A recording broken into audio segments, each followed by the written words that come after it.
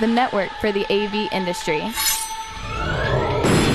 What are you listening to? This is AV. This is AVNation. This is AVNation. This is AVWeek, episode 67, recorded Friday, November 23rd, 2012. Canadian Quarters. Ready. AVWeek. Performing scan. Week. Online. This is AVWeek.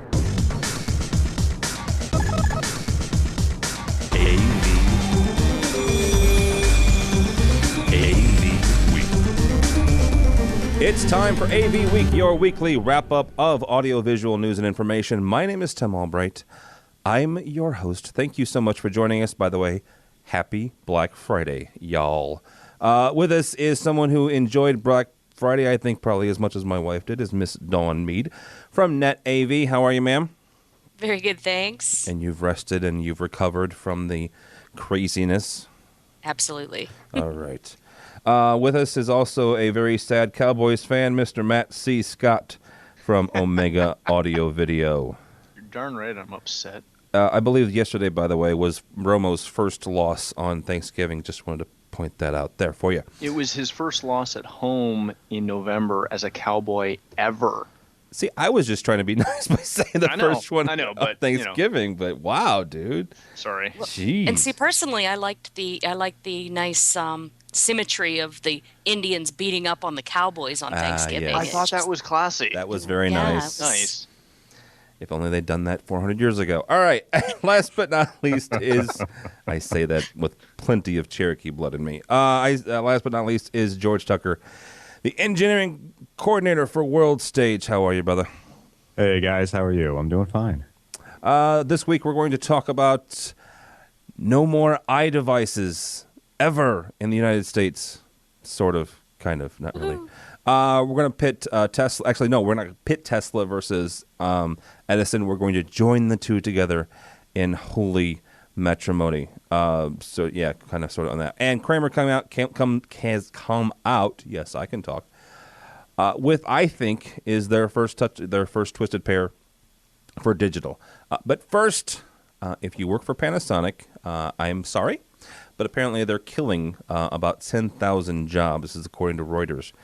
According to the Reuters piece from Japan, about a fifth of Panasonic's corporation about a fifth of their units are losing money, and only half so far meet a target for at least 5% operating margin.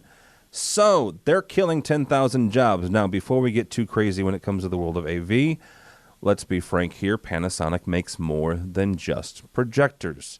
They make drills. What? They make. Oh yeah. They actually. I had probably one of the best cordless drills I ever had was a Panasonic. I know that's weird, but it was a really good drill. Yeah, it's a little weird. It's not as good as my Bosch. Again, You should buy the yellow ones. Again, an AV company who I've got a drill from, but it's a really good. It's actually the Bosch is a really great. It's a very lightweight. Anyhow, Don, before I go down too much farther, is this a huge thing for us in the AV world, whether it's projectors or displays or whatever, or is this probably someplace outside of their AV manufacturing?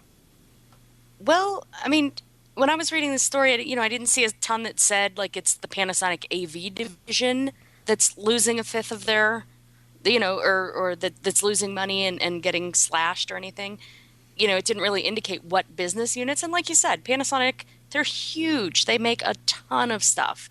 As long as it's not necessarily the AV stuff, and that'll remain to be seen by end of March when all of these job cuts happen. But as long as it's not the AV stuff, it really shouldn't impact us. And in fact, it might be better for us in the long run. As you know, I'm in business school right now. I'm in my last semester. Yay. Yay. Claps. And one of the things that we've talked about is, looking at your business units and finding out, when ones aren't functioning well and reworking them to make them profitable or to get rid of them and refocus your business on core matters that, at the end of the day, every business is out there to make money unless you're a nonprofit. And, some of those are out there to make money so they can do better things for other people. So, it could be a good thing in the long run for Panasonic to go through this, even though it's like, oh my God, we're, shedding 36,000 jobs last year and now we're going to shed a bunch more. It sounds all scary, and if you work for them, it kind of sucks. But at the end of the day, it's probably a good move on the company's part.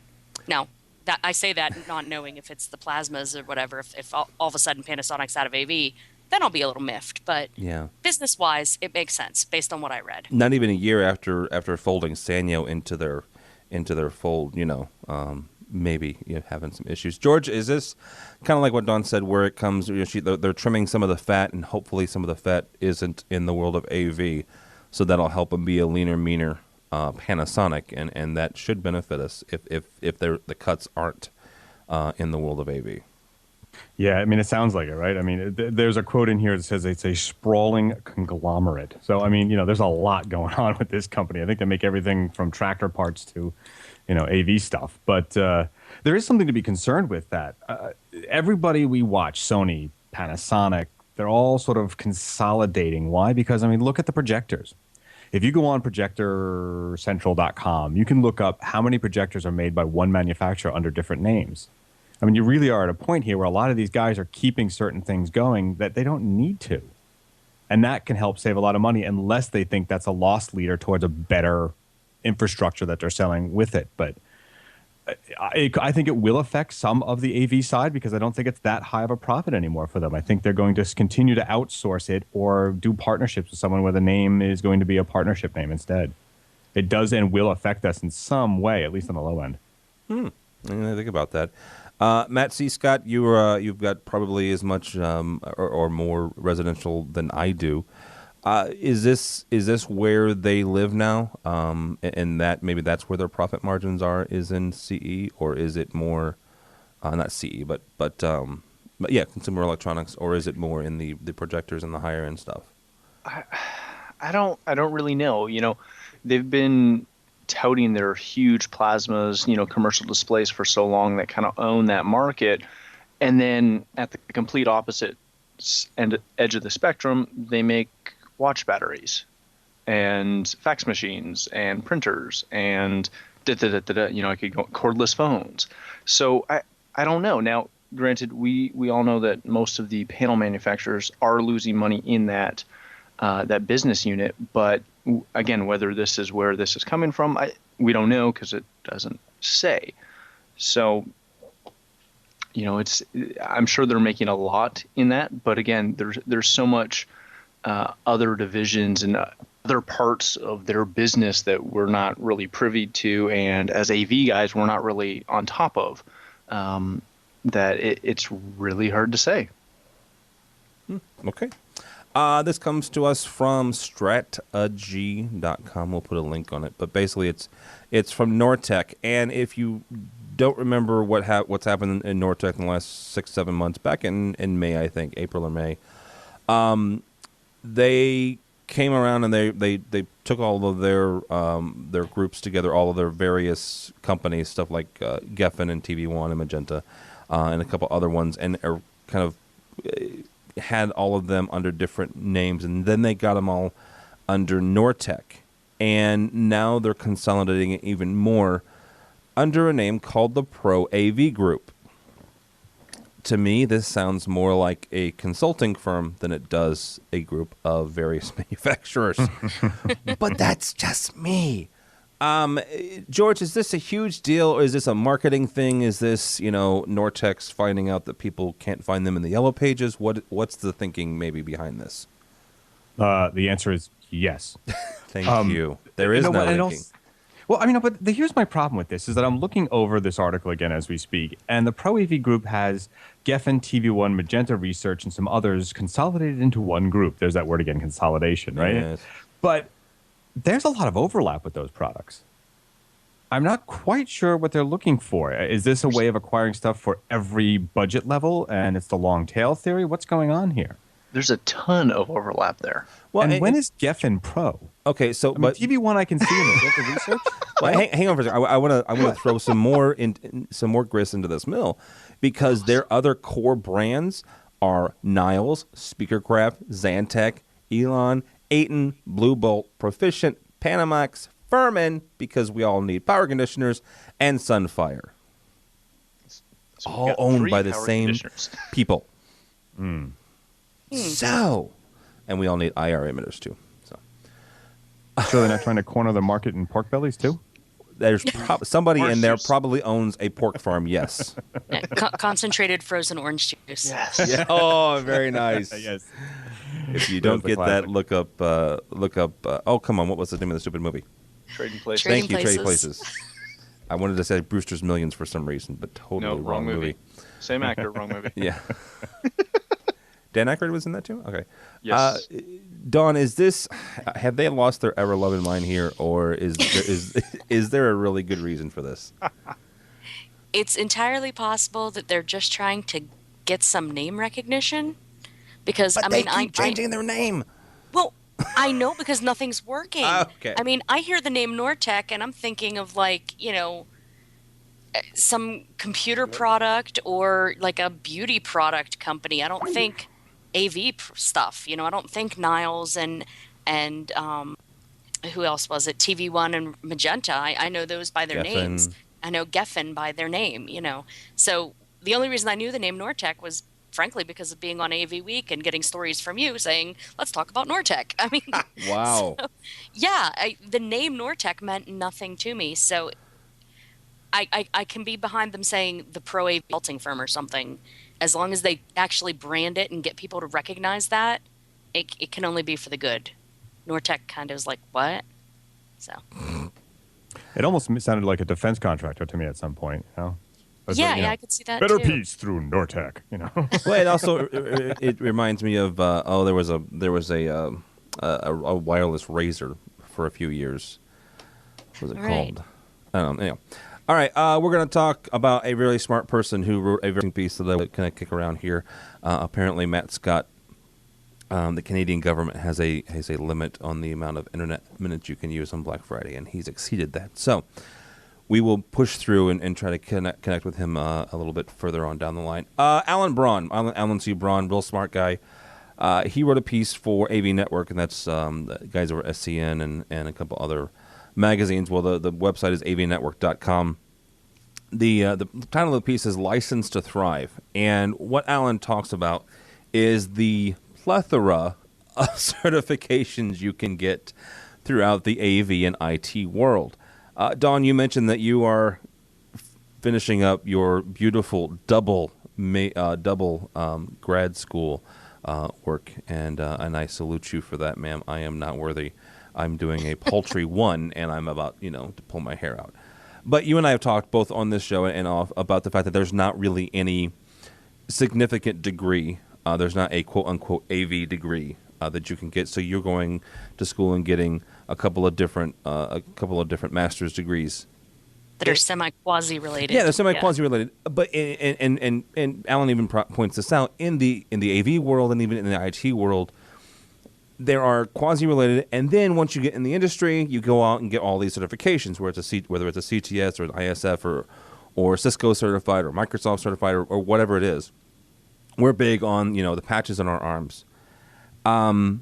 Is there one or two that you have to get, or is it pretty much put them all in a bucket and pull out the best two or three that should suit you fine? Right now it kind of depends on who you're working for and what kind of jobs you're after. I mean, there are places where, like working for the government, they're starting to put CTS or CTSD or so forth on their bid specs. So if you want to bid on this, you need to have this or that. Other companies, they may have heard of those, but they respect CCNA or, it is a true alphabet soup out there of certifications you can get. And different people are looking for different ones. So it's kind of get as much education as you can and as many letters after your name as you can. Eventually, you're going to be valuable to someone. That's horrible to say, but, I'm a big believer in education anyway, continuing and ongoing. But I think as time goes on, we're going to kind of start to see certain ones gain more value. And I think with about, a couple weeks ago, the CompTIA report that came out where they told all of their IT guys that if you want to do anything in AV, and you should, you need to look at Infocom and you need to look at the CTS degree and the CTS certification and CTSD certifications. That little recommendation by CompTIA gave our industry and Infocom a lot of cred, as far as I'm concerned. And so I think after things like that and as time goes on, those are going to go up in value compared to some of the other ones. Now, of course, I'm an AV person, so I'm obviously biased to CTS and CTSD and so forth. But, you know, there are certain ones of the alphabet soup that are more valuable. It depends who your target is at the moment, but it's gonna sort of standardize over the next little bit. That's my prediction anyway. George, you live in the live environment, in the live world. Is there maybe one or two besides the CTS that folks should get, whether it's a BICSI or some other certification, or is it just as the job, as the job comes down, you need to get this to make this happen? Yeah, in the live world, it's a whole different set of skill sets. Yeah, there's an overlap in AV, but I mean the CTS stuff I think is absolutely necessary, especially after what they did to become a better educator and better tester and be certified themselves. My suggestion always to guys is get a CTS and then get a CCNA or a CTSD if you can, so that we can at least understand how the networks and things that we're going to deal with do. And then after that, it becomes very finite. You go to a manufacturer for some kind of special projection certification or something like that, because there's going to be these little niche things like rigging. In the live world, you're not going to get that anywhere else except for maybe Sapsis AV or these, I forget half the names of these guys that teach those camps. I mean, that's where you're going to learn it. It is going to come down to, I think, like Dawn said, 3 or 4 overlapping ones that will eventually become this all-encompassing leveled certification, at least for our industry. Okay, so I'm going to make you go out on a limb here, if you're so comfortable. What is that going to be? I mean, is that going to be, the CTS, and then, you also need to have some sort of, let's say, server certification, whether that's a Cisco server cert or an HP server cert or a Microsoft server cert? Yeah, absolutely. One of those, definitely. You need to know your way around a router, or know the difference between a switch and a router and why they're used and when they're used and how to handle them in the field. Whether it's an install for residential or when we do it more and more live, half the stuff we're doing is over the twisted pairs. I mean, it's the UTP and all that stuff. I mean, you have to know this stuff if you're going to advance. Otherwise, you're going to be the guy who just pulls the cable. Yeah.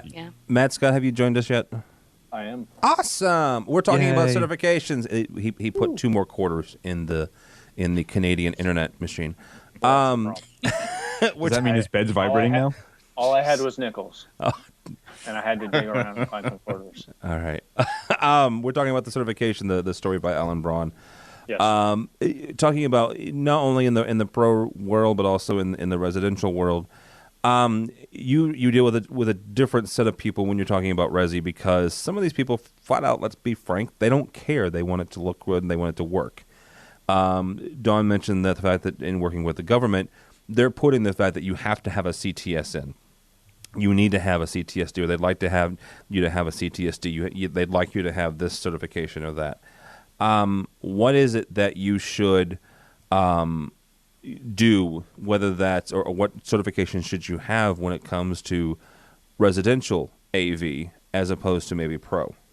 Well, the hard thing with residential is that as much as CEDIA would like, their CEDIA certifications are not as widely even accepted as the Infocom, the CTS stuff, or ISF or anything like that. So in a lot of residential, there's no certification required. The downside of that is you end up with a lot of guys who look at what we as resi pros do every day and go, oh, well, that looks really simple. You just plug the HDMI into the thing and you do the that, and you grab a Harmony remote and you're done. So we get a lot of people in the industry who have very limited knowledge of it. It is something where ISF or THX certification is wonderful for video and audio. Getting the CEDIA certifications is also great, but it's hard, and we very rarely see specs like you do in both the corporate and the government industries. We very rarely see specs coming out where you can't quote on a project unless you're, a level 3 ISF dealer, or, stuff like that. You don't see that as often in residential. That being said, I for one would love to see a ton more certification work being done in the industry. The other half of it, though, is that we need much better education. As I know Infocom has touted this for years. We need much better education out there for our end users and our consumers, so that they know what these mean. There's no point in putting a CEDIA badge on your business card when your homeowner has no clue what it stands for, and what it why it's there. At least when you're doing government work, and as I said, some corporate stuff, they know what a CTS is. They know why it's there. They know what the purpose is. With a lot of the residential stuff, it's that knowledge just isn't there. Well, isn't that comes down to the organization themselves, and the onus is on them to make sure that their certification and their stamp on the industry is known outside of their members. I mean, that the one thing that Infocom does really well is they coordinate with other silos and say, silo industries, and say, this is what we are and this is what we do and these are our certifications and this is what it means. It means that if we give someone a CTS, then they've met a minimum requirement, or if they've done a CTSD, they've met this minimum requirement. Isn't that the job of the organizations? I would say completely, and I didn't say all that to say, or imply that CEDIA does a bad job. No. They do a very good job at that. The hard thing is, again, when you're in the corporate industry, if you're in the Fortune 500 side of it, it's all big stuff. It's all big projects, big companies, people that kind of understand that this stuff matters. When you get into residential stuff, it's a lot like doing, from a commercial side, it would be like doing a mom and pop variety store. They want some security and they want some, digital signage and stuff like that. They don't care what's on your sheet because they just want it done for the cheapest price they can get. It's when you get into those larger scale projects where having, confirmed and licensed knowledge, if you will, and all that kind of stuff permeates down the line. For our company, we do a lot of stuff that's very, very, high-end stuff. We do a lot of high-end lighting control projects and stuff like that. But then at the same time, we also do a lot of just basic, hey, can you set up our home theater or install a TV for us? And, when we're going to quote on hanging a plasma that they just bought on Black Friday, because they went across to Port Huron to pick something up from Target, they really don't care. Even if they know what CD is, they really don't care, and they're not going to pay for that added, value that comes with those certifications. And in residential, that's probably one of the biggest issues is, again, if you're on that bigger project, yeah, those things all matter. But when you're on the smaller projects and the more everyday consumer projects, they don't know, they don't care, and they're definitely not wanting to pay for it, which the extension of that means that you as corporate, companies, you're not wanting to put the money into it. Okay, so that's a good. I didn't even think about that. Are these certifications, whether it's a Microsoft or it's a CTS, is there the sense from the end user, or let's say the decision maker, that those certifications add a cost to the bottom line? Not always, but again, it depends on the clientele.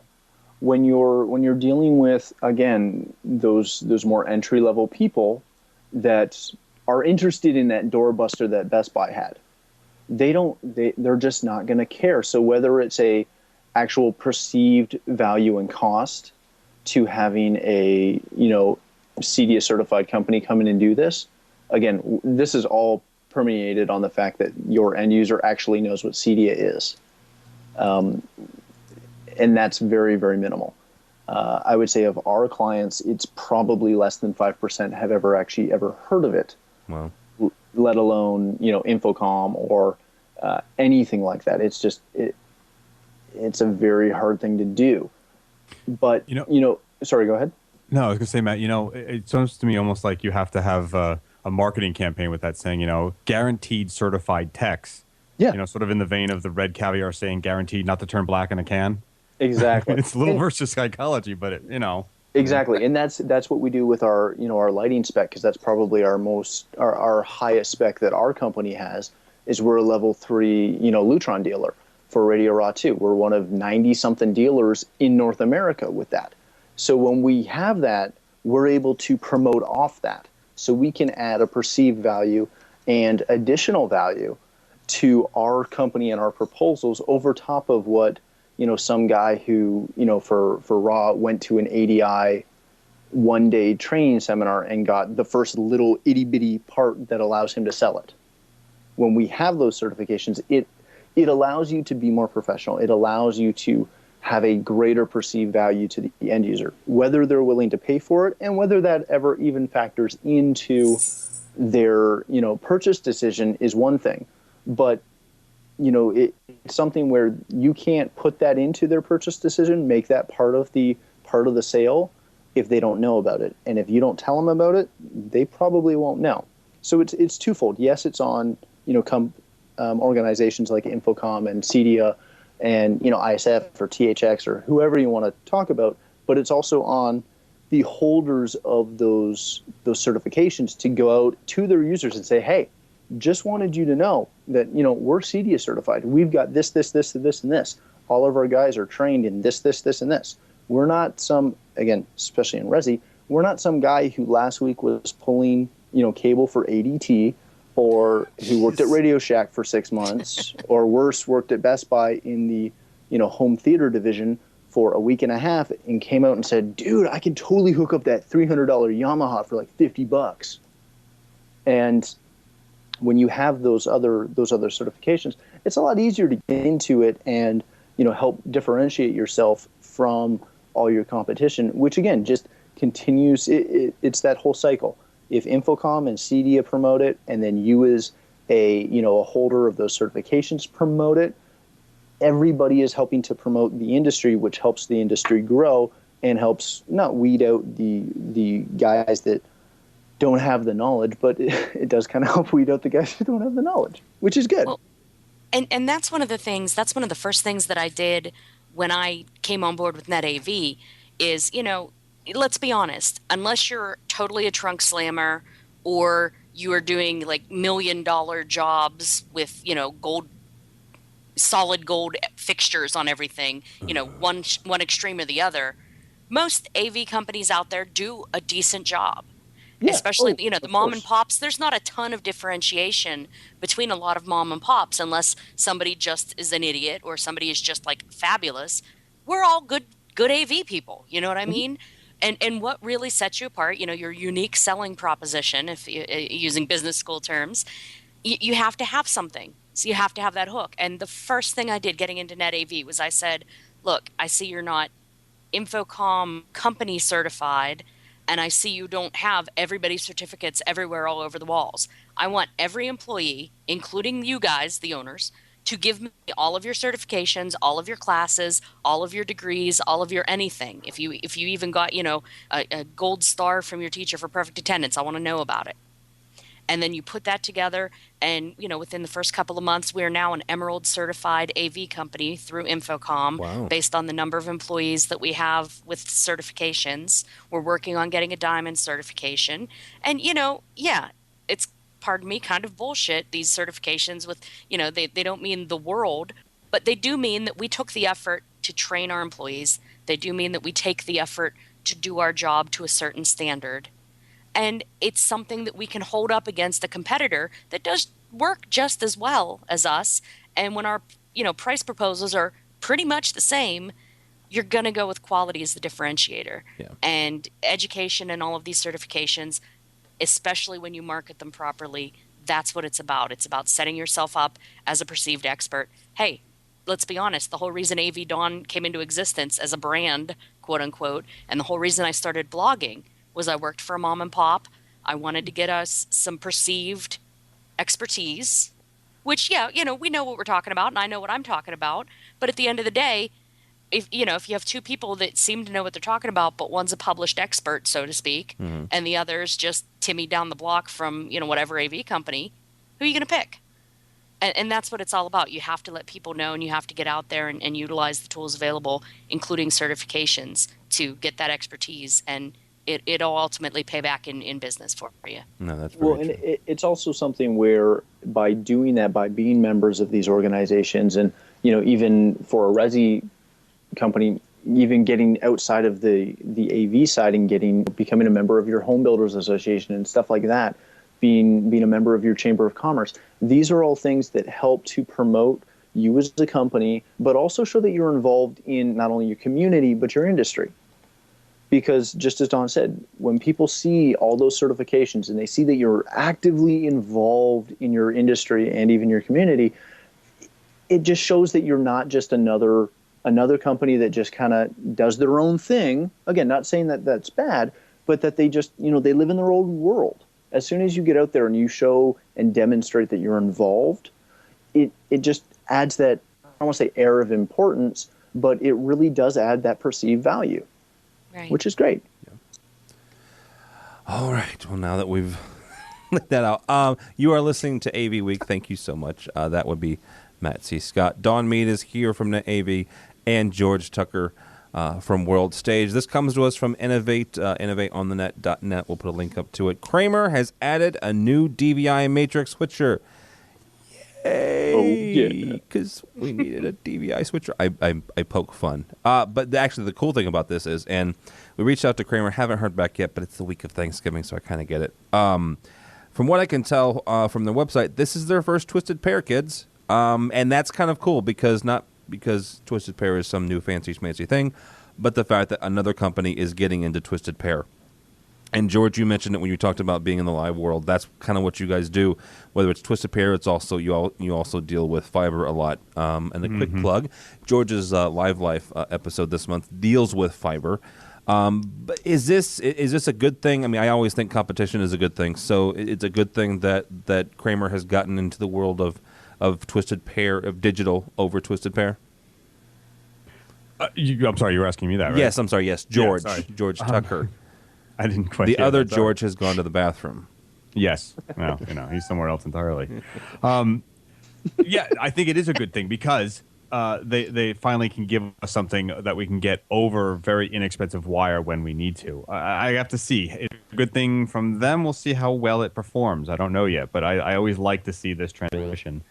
I'd like to see what it supports and what it really does. I couldn't find anything on our site about it in a quick check. On their site?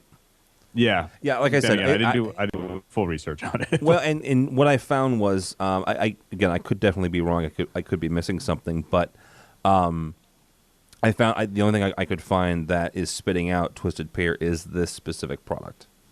So it's the first. Yeah, thing. No, it's the first DVI one I've seen personally. Like you said, though, we personally do a lot more fiber than we do Twisted Pair these days, just because it's more reliable. But it's a good start, definitely. Matt, I know that you're not a big fan of DVI, but it's a start, and DVI probably is the simplest thing. Be quiet. Is the simplest thing to do over Twisted Pair. It's not HDMI. It doesn't have all of the back and forth like that, but it is a good first step. It's definitely a good first step, and again, this is one of those bedrock companies that maybe doesn't put out a whole bunch of super showy, awesome specking, crazy, oh my gosh, did you see this at Infocom in the Kramer booth? It was awesome. But they make a ton of stuff that we have in our studios and we have in our we put into our boardrooms all the time. So to see that they are again continuing to evolve, continuing to embrace some of the new technologies, and hopefully they'll continue to push this into some of their other products, it's just a really good sign, and it'll be very helpful down the road as they can, hopefully continue to put this or fiber or, whatever new piece of tech comes down the road out and into the marketplace so that we can use it. Don, he's right. They're not the showiest thing in the world, but they at least ship their products. So regardless of what they... Don't take that the wrong way. Regardless of what they show... No. That was not a slight against Kramer. I'm saying they at least ship what they show at Infocom. I'm not going to mention any companies that do. All the other vaporware companies Yes. that we're not going to talk about? Well, some of them have even stopped showing up at Infocom. Anyhow, Zing. Don, is this a good thing, competition and everything, to have another product we can send digital down Twisted Pair? Especially because I've always worked for mom and pop AV companies, I love when there's competition between manufacturers. Not just for the competitive aspect or price, comparing prices or whatever, but you never know when there's going to be drama. If I've learned one thing, the AV world, it's a male-dominated industry, but y'all have just as much drama as a bunch of women. And at any given time, this business owner's mad at that company, or they're having, they came out with a new pricing structure that ticked off the little guy, or the little guy had a temporary hiccup on a job and there's a credit hold, and there's any number of little dramatic moments that can happen in a small company. And if for some reason you can't buy from company A, and company A is the only one that makes a particular product, you're hosed. Yeah. So the more competition and of decent, good working product, and I haven't had hands on this particular VS88 DTP or whatever it is, but I haven't had hands on some of the other ones either to do a side by side comparison of the quality, but just the fact that there's another company out there making something that uses this technology. Bonus, fantastic. Yeah, gives us an option at the end of the day if some little drama flares up, and fortunately my new company has very little drama considering we're a mom and pop, but if anything, 15 years in the industry has taught me there will always be drama. So competition helps circumvent that because it gives us options. Oh, absolutely it does. Absolutely it does. Today is November 23rd, 2012. In less than 1 week, Miss Dawn Meade will be amongst the Beltway, amongst the wonderful Congress people of America. GovCom 2012. In all seriousness, I will totally cop to this.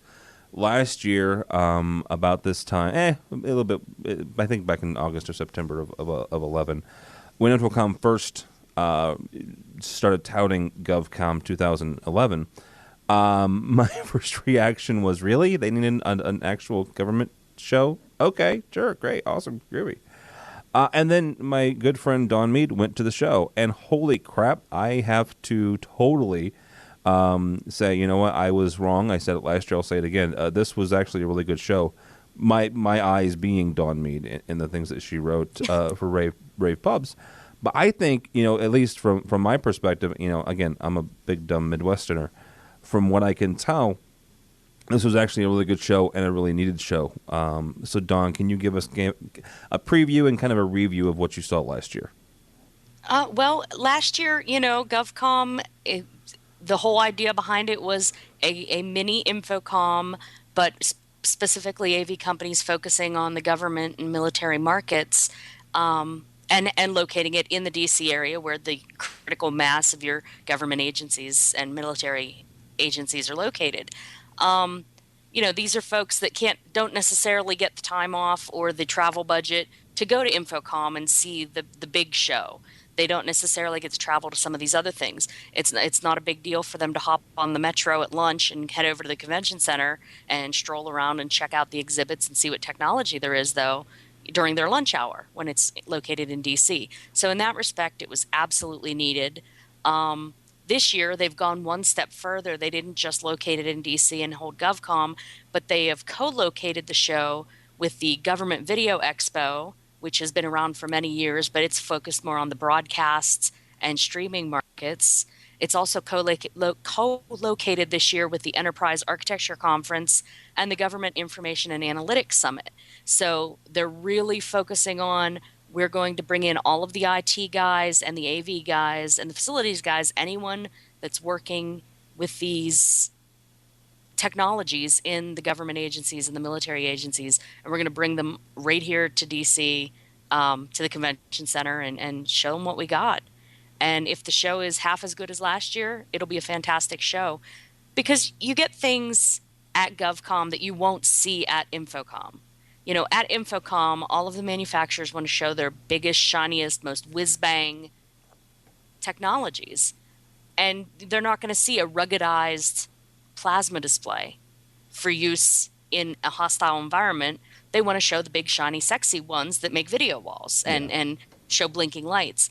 At GovCon last year, I'm walking around, one of the exhibitors, and I can't remember which company it was an integrator, actually pitched a field tent in the middle of the exhibit hall over their space, as though they were in the desert or the mountains or wherever you might be deployed. And inside they had their ruggedized enclosure flat panel table. So it was similar to the Surface, but it was video table where, the old Indiana Jones movies where they push around the little soldiers on the big table in the war room. This was basically the digital version of that.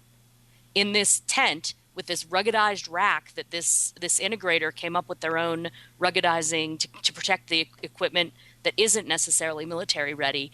And I mean, it was a fantastic display, and the people from the different agencies were flocking to their booth, but you wouldn't have that in Vegas or Orlando, So it's definitely a show that has a need, and I'm really looking forward to Wednesday when I get to go down there and see what everyone has new this year, because it's a great chance to meet other contractors, other AV companies and IT companies, to meet the end users from the different agencies and, do the networking, but also see what the new cool stuff is that we get to sell them. Very cool. And actually one quick programming note, we're going to have Joel Billheimer, who is actually going to be speaking at GovCom on next week's show. So I'm going to be interested to see what Don comes up with, what Joel talks about, and what comes out of GovCom this next week. This comes to us from a new source, at least for me. It's a website and a magazine called Buildings, which I'm not sure how I got on the mailing list for it, but it's a facility management magazine. And so I'm flipping through it, and and all of a sudden I see a picture of Nikola Tesla and Thomas Edison. Like, oh, okay, cool. We're gonna have a throwdown again. Let's go. Let's. I'm sorry, I'm a big Tesla guy, so all you Edison yahoos can whatever. But what they're talking about is an interesting phenomenon called it's where they're taking AC and DC both and putting them into data centers. And what's happening is they're actually helping. It's stemming some problems that they've had in these data centers. The reason I bring this up is because one of the things that we have talked about on this show and other people have written about is the fact that we are going really, really close to IT, if we haven't gotten there completely already, with AVB and with HD-based T. So my question is, and George, we'll start with you on this one, if they start doing this AC-DC in data centers, is this going to be a huge deal for us? Because this is where a lot of our equipment is starting to live now. Well, it's definitely an infrastructure change. Absolutely. Yeah. I mean, there's a lot of people who don't really understand how DC works, as it were. I mean, they get it when they have a transformer and a wall wart that changes the power, but it's a big change. I mean, as simple as it should sound, it's a big change. Mm-hmm. I mean, although I can't help myself, but all I keep thinking is Angus Young. Thank you. I was waiting. I was just. You were waiting for that, Well, yeah. and I knew Tesla's it was the only one who has a top 40 hit. So, Don, help all those me. who don't know the 80s. DCAC. How about that? Does that help? Jeez, that's another show entirely. Yeah. I'm sorry, but there was this goes back to Extron, and I'm really sorry, but they had one of the best AC/DC tribute bands. Was it called Thunderstruck? Thunderstruck. Yeah, that was one of the things. That was a really good call, Mr. Andrew Edwards. Don, AC tribute band. Yeah. Is this going to be a huge deal for us, or are we just going to, no big deal? We'll just, we'll get a bunch of wall warts or something, or converters. I think it's going to be a big deal because, I mean, I'm not a licensed electrician. I'm not a master electrician, but I know that you have to go to a whole lot of school and you have to get a whole lot of training in there, going back to the certifications, to be able to work with all that stuff. And there is a massive, massive difference between alternating current and direct current. And, you can get little converters, but it's not that's a kludgy solution. That's a makeshift we're just going to make it work solution. And when we're talking about integration and we're talking about long-term use, we're going to need to see, as they say in the article, major OEM off-the-shelf DC equipment. You're going to need to see equipment that's made and designed to work off of that current, if that's what they're going to and if that's what's going to become a standard in those areas. So it could be a massive game changer. It could be a total non-issue if it doesn't really catch steam, but I see that it could have a lot of potential for both growth and for headaches down the road. Yeah, well, for headaches, I agree. I mean, look, DC is a whole different animal in many ways. I mean, you can get away with an AC plug not having a ground sometimes. Yeah, I know everybody will scream and yell, but you can get away with it. You do something wrong in DC, you're blowing things up. You're hurting yourself, especially at the levels that we're talking. I mean, the voltages we're talking, like full DC houses, straight DC. That's not a joke, right? Be with things blowing up. Oh, I know, right? I mean, it's like Life by Michael Bay. It's fantastic. Wow. Holy cow, yeah, that would be awesome. All right. This, jeez Louise. This is comes from ITP.net. Apparently, the U.S. International Trade Commission is looking at the Samsung-Apple fight again. All you Apple fanboys, I sit here as my iPad goes off again. Apparently, and this, I don't know if this is screaming and yelling just to get people to click on their link or what, but this article says that it's very possible that if Apple is found to violate or have violated the Samsung patents, Apple devices deemed to violate those patents could be banned for sale in the United States. Dawn, first of all, is this even possible? I mean, do we see a scenario where this happens? And if so, holy crap, how big of a deal is this? Looking at it, it's kind of silly. I mean, at this point, there's so much saturation of products and people in this country that if they were to try to enforce this or try to pass this, they would have a lot of problems getting it actually to be enforced. I mean, it's just almost ridiculous. It's like totally closing the barn door after all your horses have left, But I mean, as an Android person, I don't care. I'm not an people, so go ahead, ban it. I don't care. But I mean, it just seems a little like I get where they're coming from, and they may be correct in that. Yeah, that's in violation, so they shouldn't be allowed to sell that. But they've already sold millions of them. Where are the people going to line up and sit in the streets for days in advance if they don't have products to wait for? I mean, they'll make them pay through the nose for it. What they say is, well, technically now they say we can ban you. If you want to keep this up, here's what you do. Here's how much it's going to cost you. Cha-ching, baby, cha-ching. Well, and that's a brilliant idea. That could get rid of some of the deficit problems. The government needs to rule on that right away then. But wasn't Apple the initial instigator of these suits? Well, that's the thing I was going to ask you, because they got a Samsung product banned for sale for a while. Right. And then they got it taken away, and then they had to make the apology, and then they hid the apology at the bottom of the page. And no matter how you scrolled or sized your windows, you didn't see it until you scrolled down. But I'm just curious. I mean, they almost sound like it's that, and forgive me, but it's the monster cable the business model of going after people proactively, and I think that bit them in the butt. Yeah. Yeah. Last but not least, guys, this is a interesting story, and China's never been one for, I don't know, regulations like OSHA. But let's just put the story out here, and I'll ask the story, or ask the question. From Gizmodo, a 220-story building is going to be built in China in 90 days. Let me say that again. A 220-story building in 90 days. I'm not good at math, but that's roughly about 5 stories a day. Holy cow.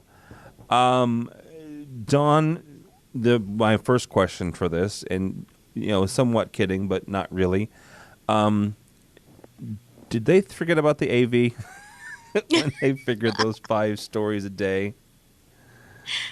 I don't know all the details on the technology they're using, but according to this article from Gizmodo, they're using a prefab technology, and they actually put up a like 15 or 30-story hotel in like 15 days. Yeah. So they've got some experience, and the thing hasn't fallen over yet. It hasn't crushed people to death. And I mean, it sounds like it's actually feasible. It's sort of mind-boggling, and I think it's kind of crazy. And being not one for heights anyway, I wouldn't want to stay on the top floor myself. But I mean, it's possible. Now, it's 2012, and if they're coming up with new prefab technology that's letting them build things that quickly, it's 2012. They have to know that they have to leave conduit for power and AV and everything else. So my guess is these prefab kits would have some sort of conduit or channels available that they can run all that stuff after the fact. I mean, obviously they're not running every cable and every wire as they build it if they're putting it up that quickly. Yeah. Perhaps I'm wrong, but isn't this very similar to how they? Isn't this similar to how they build some cruise ships? The modular prefab thing. I mean, all those connections are there. They just sort of click them together, sort of like the Windows Surface, the little click thing. I mean, a lot of those do. They admit they're doing that. As to the safety, I have no idea. I have some architect friends that I want to go ask about that work in the commercial world. I really now want to ask them about this. Would you say in it? I don't know. Well, if you ever make it to China, it's called Sky City. So, 220 floors. Holy cow. Yeah. And they're putting the foundation in at the end of this month. Yeah. That's crazy. So it's, you're looking at, what was that? So February, March, you could move in. Nice. That's where we should put our studio, is China. They won't censor us at all. All right. Never. One last thing, and this is a total geek and AV and sci-fi geek. 49 years ago today, the very first Doctor opened the doors to his very first TARDIS. And it is the longest running sci-fi show ever. So happy birthday to Doctor Who, all of them. Happy birthday, Doctor. Yay. Yes. My doctor was a Death Eater, so. Your doctor was which one? My doctor was a Death Eater, so. Oh, jeez. All right. Doctor Who also has the distinction of being the only show ever hijacked off air. Really? You've heard that story, right? No, With I have Chicago broadcast of a Chicago PBS back in the late 70s, early 80s. Somebody did a max headroom. They still don't know how he did it. Broke into the airwaves from was it WBEZ or something in Chicago or whatever the TV station is. And I'll send you the links. It's really, really weird, and they still haven't solved it. Wow. It was the doctor. He was mad about that episode. It was D.B. Cooper. That's what he did with this $100,000. Exactly. There you go. All right. That's all in a nice little neat bow. Yes. That's going to do it for AV Week. Matt Scott has ran out of Canadian quarters, so he has dropped off the face of the internet. But we wish him well. He is from Omega Audio Video in London, Ontario, Canada. If you're anywhere up there and you need an AV guy, call him, please, or tweet him, actually. He's at Omega Audio Video on Twitter. With us also is Dawn Meade. She's from Net-AV. Thank you so much for joining us, ma'am. My pleasure. Tell folks where they can find you, where they can tweet you, where they can bug you. Well, you can find me on Twitter at AVDawn. You can find my company at net_AV. And you can find my woefully unupdated, which I'm going to fix this weekend, AV blog at avdawn.com. And you can find me at dawn@avdawn.com. Very cool. And also with us is George Tucker. He is from World Stage. Tell the folks where they can find you, sir. As always on AVNation, here and there. Tucker2s on Twitter, and Tucker2s.typepad is my blog, which is being picked up by some other agencies at this point. So you'll see it elsewhere very shortly. Very cool. My name is Tim Albright. If you'd like to follow me, that is TD, Tim David Albright, on Twitter at TD Albright. But more importantly for me and everybody here, please go by the website. It is avnation.tv. avnation.tv. You'll find this show and others like it. I mentioned George's live show. It's a live, it covers live staging and events. He also has a DIY. We do an AV social show and an education-focused show. So check those out. We're also on Facebook, on the Twitter, on the LinkedIn, Google+, along with 2 other people. So, but yeah, start at the website. You'll find everything else there. Yeah, so that's it for us. Thanks so much for listening. That's all the time we have for AV Week.